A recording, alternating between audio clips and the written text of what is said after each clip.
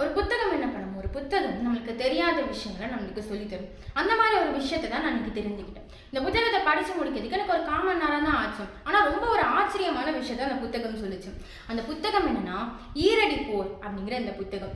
இந்த புத்தகத்துல நான் என்ன அப்படி தெரிஞ்சுக்கிறேன்னா, காந்தியடிகள் இந்தியாவுக்கு வர்றதுக்கும் அஹிம்சை வழி வர்றதுக்கும் 2 தமிழர்கள் காரணம். ஒருத்தங்க தில்லையாடி வழியுமே நம்ம எல்லாருக்கும் தெரியும். இன்னொருத்தங்க யாருன்னா, அதுக்கு நான் ஒரு உண்மை சம்பவம் சொல்றேன். இதை பத்தி காந்தியடிகளே அவங்க சுயசரிதல் எழுதியிருக்காங்க. காந்தியடிகள் தென்னாப்பிரிக்கால இருக்கும்போது 1907 டால்ஸ்டாய்க்கு தன்னோட எண்ணங்களை பத்தி ஒரு கடிதம் அனுப்பியிருக்காங்க. அதுக்கு 1908 அவங்க தாய்மொழியான ரஷ்ய மொழியில டால்ஸ்டாய் திருப்பி ஒரு கடிதம் அனுப்பியிருக்காங்க. அதை துவாரகநாத் தாஸ் அப்படின்னு அவங்களோட ஒரு ஆப்பிரிக்கா நாட்டு தோழர் குஜராத்தி மொழியிலையும் ஆங்கில மொழியிலையும் மொழிபெயர்த்து தந்திருக்காங்க. அதுல அவங்க டால்ஸ்டாய் ஒரு 6 மேற்கோள் கொடுத்திருக்காங்க. இது எல்லாமே காந்தியடிகளுக்கு ரொம்ப பிடிச்சு போய் இது என்ன அப்படின்னு தேடும் போது அவங்களுக்கு தெரிய வந்திருக்கு இது திருக்குறள் அப்படின்னு.